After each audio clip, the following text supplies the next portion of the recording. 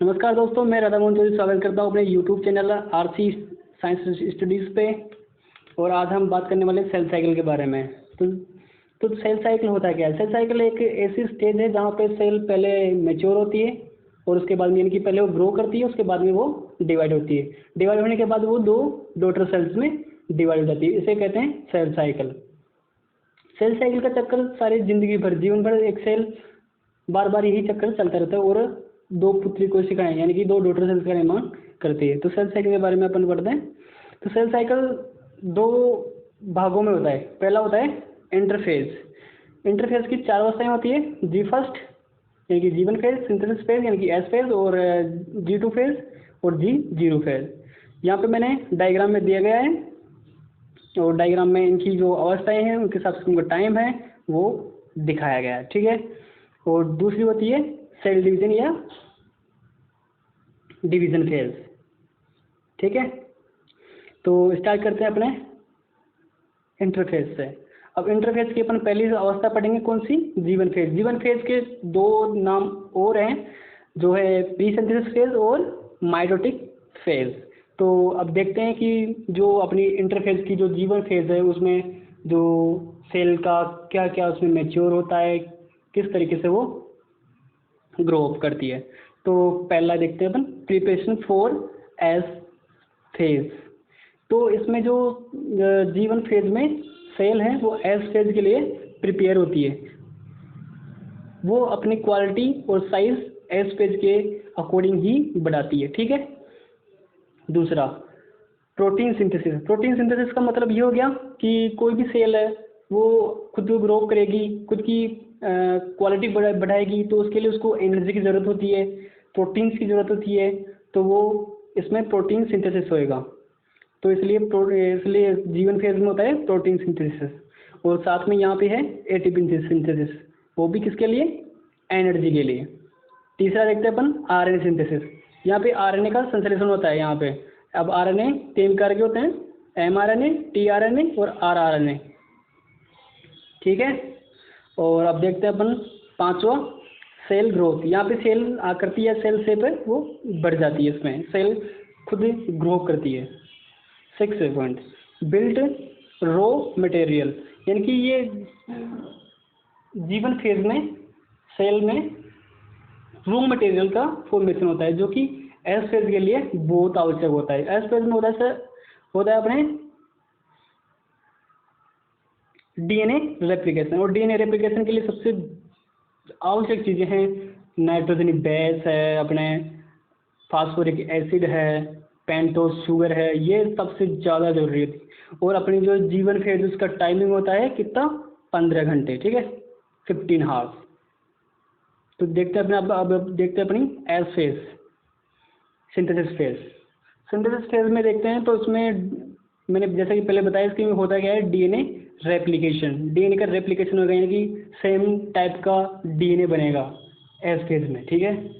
और साथ में ही क्या होगा? जब डीएनए बन रहा है तो क्रोमोसोम भी मैच्योर हो जाएंगे। साथ में डीएनए के साथ में क्रोमोसोम मैच्योर हो जाएंगे। अब जब क्रोमोसोम मैच्योर हो जाएंगे, बात हो रही है सेल डिवीजन की, तो अब क्रोमोसोम स्टार्टिंग टू डिवाइडिंग। तो अब क्रोमोसोम डिवाइड होना स्टार्ट हो रहे हैं। और जो अपने जो बात करते हैं सिंथेसिस फेज की या एस फेज की, या अपन इसको और भी कहते हैं जैसा कि डीएनए सिंथेसिस, क्योंकि इसमें सारा काम डीएनए से रिलेटेड है, इसलिए इसको डीएनए सिंथेसिस फेज भी कहते हैं। इसका टाइम होता है कितना? 10 घंटे। 10 घंटे तक एस फेज चलती है। ठीक है। यहाँ पे एक नोट है, number of DNA present on one chromosome called C type. C type किसे कहते हैं? यानी कि एक क्रोमोसोम पे कितनी संख्या में डीएनए प्रेजेंट है, इसको बोलेंगे अपन सी टाइप। यानी कि एक क्रोमोसोम पे कितने नंबर है, कितनी संख्या में डीएनए प्रेजेंट है, इसको बोलेंगे सी टाइप। जैसे कि यहाँ पे एग्जाम्पल के तौर में दिखाया गया है कि 2n सेल है यानी कि द्विगुणित सेल जिसमें 46 क्रोमोसोम प्रेजेंट होंगे, उसको बोलेंगे अपन 2n सेल। इसमें सी टाइप की संख्या होगी 20 पीजी। पीजी यहाँ पे यूनिट है। ठीक है। और यहाँ पे जहाँ बात करते हैं एन सेल यानी कि अगुणित सेल, इसमें क्रोमोसोम की संख्या होगी 23 होएगी। ठीक है, 23 क्रोमोसोम पाए जाएंगे। तो जहाँ पे अपने 46 गुणसूत्र वाली सेल थी उसमें 20 पीजी सी टाइप थे, तो यहाँ पे आधी, क्योंकि 2n का आधा हो गया एन सेल, एन का आधा सी टाइप यहाँ पे 20 थे, तो यहाँ पे अपने 10। तो आप इसी प्रकार से हमें बताएं कि 3n सेल में पीजी की संख्या या सी टाइप की संख्या कितनी होगी। कमेंट करके ज़रूर बताइए दोस्तों, आपके इन्हीं कमेंटों से हमें हौसला मिलता है। ठीक है, बात करते हैं अपन G2 फेज की। G2 फेज को अपन कहते हैं पोस्ट सिंथेसिस फेज या फिर पोस्ट माइटोटिक फेज। अब यहाँ पे कंफ्यूज नहीं होना है, G1 फेज को प्री सिंथेसिस फेज कहते हैं, प्री माइटोटिक फेज कहते हैं, क्योंकि G1 फेज एस फेज को बोलते हैं अपन क्या, सिंथेटिक फेज। सिंथेटिक फेज है ना, उससे पहले पाई जा रही है, पहले आती है तो उसको बोलेंगे प्री सिंथेसिस। जो बाद में आ रही है G2 फेज, उसको बोलेंगे पोस्ट सिंथेसिस फेज। ठीक है, बात करते हैं सिंथेसिस G2 फेज यानी कि पोस्ट सिंथेसिस फेज में होता क्या क्या है, इसके जो टाइमिंग है उसमें क्या क्या फॉर्मेशन होता है, किस तरीके से सेल ग्रो करती है। ठीक है, तो पहला पॉइंट में प्रिपरेशन फॉर सेल डिवीज़न। वहाँ पे जो G1 फेज थी उसमें सेल प्रिपेयर हो रही थी S1 के लिए, यहाँ पे सेल प्रिपेयर करेगी खुद को डिवीज़न के लिए। ठीक है, साथ में अब डिवीज़न के लिए तैयार कर रही है, साथ में सेल खुद ग्रो कर रही है, तो उसके लिए अपन को प्रोटीन और एटीपी ऊर्जा की आवश्यकता होगी। तो यहाँ पे प्रोटीन सिंथेसिस होगा और एटीपी सिंथेसिस होगा।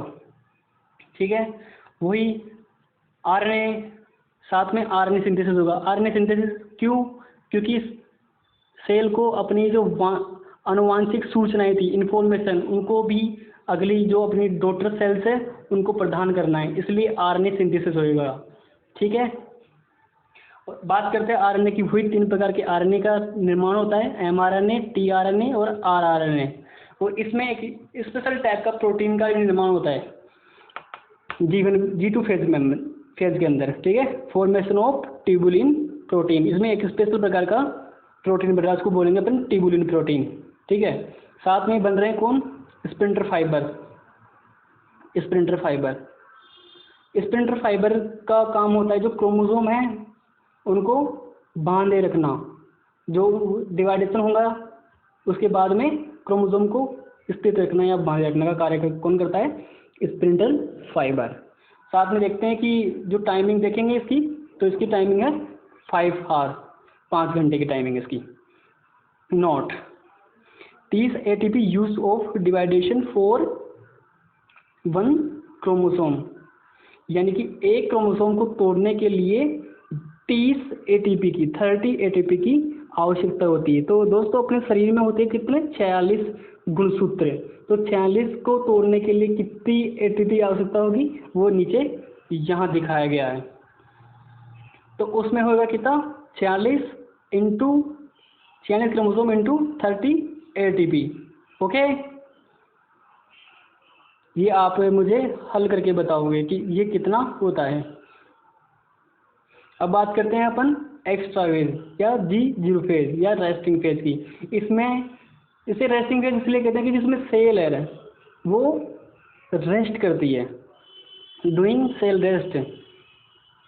Doing rest bye cell. ठीक है, यानी कि सेल रेस्ट करती है, खुद रेस्ट इसलिए करती है क्योंकि वो अपनी क्वालिटी को बिल्ड करना चाहती है, वो खुद को और बेहतर बनाना चाहती है ताकि वो डिवाइडेशन अच्छे से कर पाए और जो अपनी पुत्री कोशिकाओं को सेम टाइप के जीन्स वगैरह और सेम टाइप्स की अनुवांशिक इन्फॉर्मेशन यानी कि जेनेटिक इन्फॉर्मेशन दे पाए, इसलिए वो खुद को और बेहतर बनाने की कोशिश करती है। किसमें, G0 फेज में, G0 फेज यानी कि रेस्टिंग फेज में। ठीक है, this phase is done outside of the cell cycle. जो G0 फेज है, रेस्टिंग फेज है, जो सेल साइकिल के बाहर होती है, ये सेल साइकिल के अंदर इंक्लूड नहीं होती। ठीक है, और इसमें देखा जा रहा है कि नोट में लिखा है cell cycle is not stop during cell resting phase, यानी कि सेल है ना, सेल साइकिल वो स्टॉप नहीं होता है जब